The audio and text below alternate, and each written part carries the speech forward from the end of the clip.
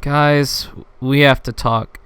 Today I noticed an eerie similarity between myself and none other than Bob the fucking Builder. So, since I'm a builder myself, a builder of PCs, I figured this would be appropriate. Enjoy. I got 7 Mac 11s, about 8 38s, 9 9s, 10 Mac 10s, the shits never end. You can't touch my riches, even if you had MC Hammer and them 357 bitches. Biggie Smalls, a millionaire, the mansion, the yacht, the 2 weak spots, the 2 hot blocks. That's how I got the weed spot. I shot dread in the head, took the bread and the lamb spread. Now that we got that established, let's get into the video. Today's PC build is a $900 gaming PC.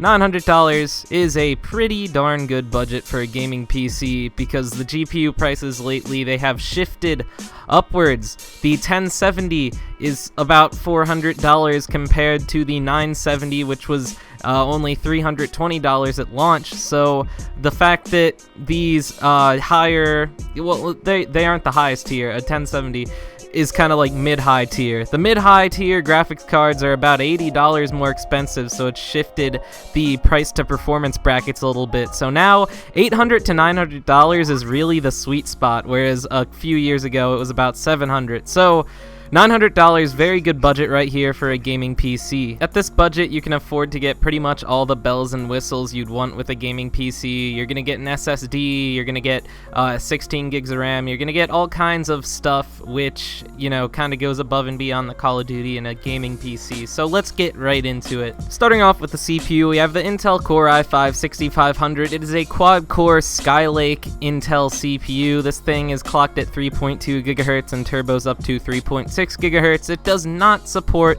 overclocking, and if you do want to get something that overclocks, you have to get the 6600K, and if you decide to get that, you also have to get a Z170 motherboard, and it ends up being pretty darn expensive for the option to overclock. So in this case, the 6500 was the better option. I had to do it in order to fit in the parts that I wanted to fit in later in this build. There's nothing wrong with this CPU, it just can overclock, but as far as gaming's concerned, this is easily going to get the job done. Next up for the motherboard, I have the Asus B150 Pro Gaming motherboard. This motherboard will make you a pro gamer, there's no doubt about it. Look at the red accents on it. Whew! That screams gamer. It's gonna make you perform better. Not really. This motherboard is pretty darn cheap for what you're getting here. It's a $71 motherboard. It is not Z170, but it is full-sized ATX. You're gonna have plenty of space for memory. You have 4 memory slots here, and it supports up to 64 gigabytes of DDR4.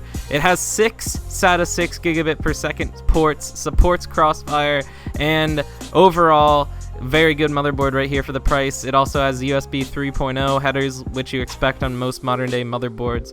Overall, for the low price of this thing, you can't go wrong. Full size, you're gonna get a lot of bells and whistles, and for $71, like I said, very, very good deal. You know, it's also a good deal, the vibrating and rotating vibrator adjustable multi-speed powerful massager body on for women. Who says it just has to be for women?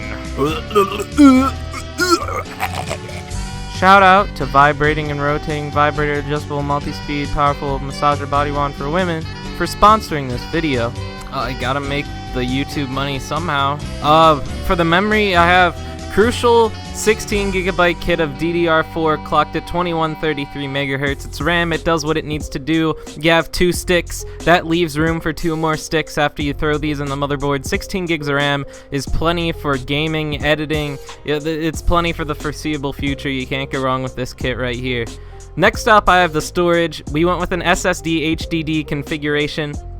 First up, I have the PNY C61311 120 gigabyte SSD. This is not the fastest SSD in the market or the largest capacity. However, 120 gigabytes is going to be plenty for OS and a few programs which you use very frequently. Overall, it's going to make your PC snappier if you have your OS loaded onto this thing, so it's definitely worth it at the end of the day. 120 gigabytes, like I said, it's not the largest capacity in the world, but it's fine for what we're using it for. For the hard drive, I went with the Seagate Barracuda 1TB 7200 RPM hard drive. You guys have seen me use this in millions of builds before. There's a point where it was more expensive than the Caviar Blue. However, once again, It's a little bit less expensive than the Caviar Blue. It's only $1 difference, but both of the hard drives are going to perform pretty much identical, so might as well go with the Seagate Barracuda in this scenario. Oh baby, it's time for the GPU, my favorite part of every PC build. For the GPU, I have the EVGA Geforce GTX 1070. It's an 8GB of DDR5 superclocked gaming video card. This, like I said, is the superclocked edition, so you're going to get a little bit higher clock speed out of the box with this GPU. It has EVGA's ACX 3.0 cooler, which I stated in my top 5 GPU video that I just love. I love the look of this cooler. It cools very well and it looks great, so what else can you ask for?